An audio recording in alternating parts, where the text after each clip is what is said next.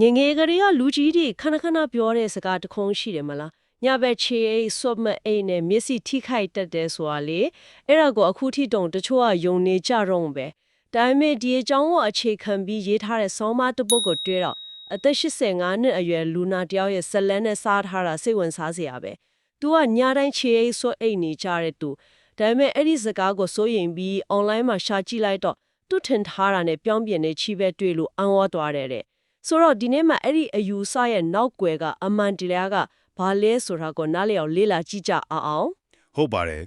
အဲ့ဒီအယူဆကတူတူကြည်ကြည်ပြန်ရှိတာဒါပေမဲ့သိပ္ပံနီးကြရှင်းပြချက်ကတော့လုံးဝကိုစန့်ကျင်ဘက်ဖြစ်နေတယ်တကယ်တော့ညဘက်ချီအိတ်ဆွတ်အိတ်တာကပိုပြီးကောင်းအိပ်ပျော်စေပါတယ်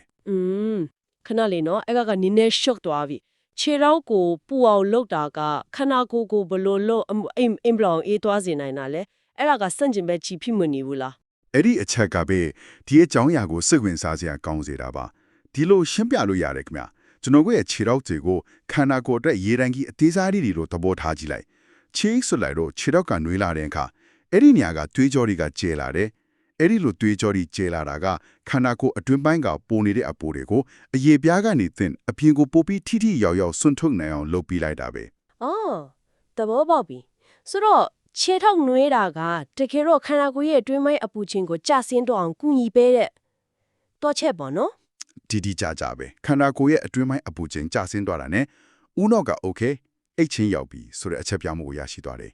ဒါကကျွန်တော်တို့ရဲ့ဇီဝနာယီ circadian rhythm လို့ခေါ်တဲ့တဘာဝအိတ်ဆက်ခြင်းနိုးထင်းခြင်းစက်ဝန်းနဲ့တက်ရိုက်ချိစနေတယ်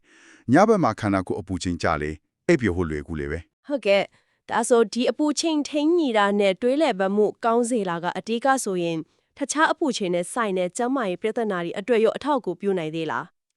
ကောင်းတဲ့မိခုံးမှာရှိပါတယ်ဥပမာရင်းတို့လက္ခဏာလိုမျိုးပေါ့ Raynaud phenomenon လေ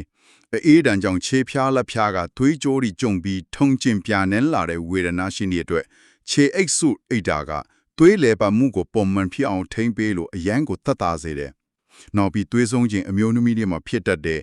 UTI ချွေးထွက်ပြီးပူလာတာမျိုး hot flashes ကိုလည်းခန္ဓာကိုယ်အပူချိန်ကိုတည်ငြိမ်အောင်ထိန်းညှိပေးတဲ့ကရော့ပါစေပါတယ်ဟာအံ့ဩစရာတယ်သွေးလေပတ်မှုကောင်းတာချက်ခုတည်းနဲ့အကျိုးဆက်တွေကအများကြီးပဲနော်ဆောင်းပါးတိုင်းမှာကျွန်မလုံးဝမထင်ထားတဲ့အချက်တစ်ခုပါသေးတယ်2005ခုနှစ်ကလင်းလောင်မှုတစ်ခုမှာခြေအိတ်ဆွတ်အိတ်တဲ့စုံလွဲတွေဟာလိန်ဆက်ဆိုင်ရာမှာပူပြီးအောင်မြင်မှုရရှိနိုင်ခြေများတယ်လို့ဆိုထားတယ်ဒါလည်းသွေးလေပတ်မှုနဲ့ပဲဆိုင်နေမလားထစ်နိုင်ခြေများပါတယ်စိတ်ဖီးစီးမှုရော့ချပြီးတက်တောင့်တတချက်ချင်းကလည်းအဓိကအခန်းကဏ္ဍကနေပါဝင်နေတာပေါ့နောက်ဆုံးအနေနဲ့လူတော်များများနေ့စဉ်ကြုံနေရတဲ့ခြေဖနှောင်းကွဲတာကိုလည်းသက်သာစေတယ်ခြေအိတ်ကခြေတော့ရဲ့အစို့ဓာတ်ကိုထိမ့်သိမ့်ပေးထားလို့ပါဒါပေမဲ့တတိထားရမယ့်အရေးကြီးတဲ့အချက်တစ်ချက်တော့ရှိတယ်အော်ဟုတ်ကဲ့ဖာမများလေခြေအိတ်အမျိုးအစားနဲ့ဆိုင်တာမျိုးလားဟုတ်ပါတယ်စွတ်တဲ့ခြေအိတ်ကလုံးဝမကျက်ဖဲချောင်းချီရှိဖို့လိုပါတယ်ကျက်နေတဲ့ခြေအိတ်အထူးသဖြင့် compression socks လိုမျိုးကသွေးလေပတ်မှုကိုအနောက်အရှက်ဖြစ်စေနိုင်လို့ရှောင်တင်ပါတယ်တဘာဝတိုင်းခြိသားလိုမျိုးလေဝေလေးထွက်ကောင်းတဲ့ခြေအိတ်မျိုးဆိုအကောင်းဆုံးပါပဲဒါဆိုရင်တော့ခြုံငုံပေးပြန်ကြည့်လိုက်ရင်ငယ်ကကြားခဲ့တဲ့ယူဆော့ကလုံးဝမှားနေပြီးတော့ညဘက်ခြေအိတ်ဆွတ်အိတ်တာကအန်ဒီယံမရှိတဲ့အပြင်အိတ်ဆက်ချင်းရဲ့အရေးအသွေးကိုတိတာတိုးတက်စေနိုင်တဲ့ဆိုတဲ့သဘောပေါ့ဟုတ်ပါတယ်အဓိကမှတ်ထားရမှာက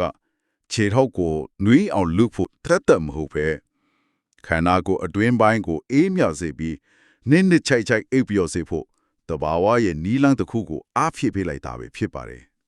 ဒီအချက်ကိုဆက်ပြီးတွေးကြည့်လိုက်တော့အရင်စိတ်ဝင်စားဖို့ကောင်းနေခြေထောက်လေးကိုနွေးအောင်လုပ်ပေးလိုက်ယုံနဲ့အိတ်ဆက်ခင်ဖြစ်စဉ်တစ်ခုလုံးကိုဒီတော့အများကြီးတင်ရောက်မှုရှိတယ်ဆိုရင်လေကျမတို့သတိမထားမိတဲ့တခြားဘလို့ရိုးရှင်းလွယ်ကူတဲ့ပဝန်းကျင်ဆိုင်ရာချိန်ညီမှုလေးတွေကကောင်းမွန်တဲ့အနားယူခြင်းအတွက်အစွမ်းထက်ကကိရိယာတွေဖြစ်နေနိုင်တယ်မလဲဆိုတာစဉ်းစားစရာပါပဲ